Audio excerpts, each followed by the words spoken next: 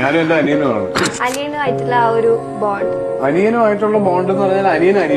അനിയനെ എപ്പോഴും നമ്മള് അനിയനെ കാണുന്ന പോലെ തന്നെ കാണുള്ളൂ. എന്റെ അനിയനാണ്, എനിക്ക് അവനെ പോലെ വേറെ ആരുമില്ല.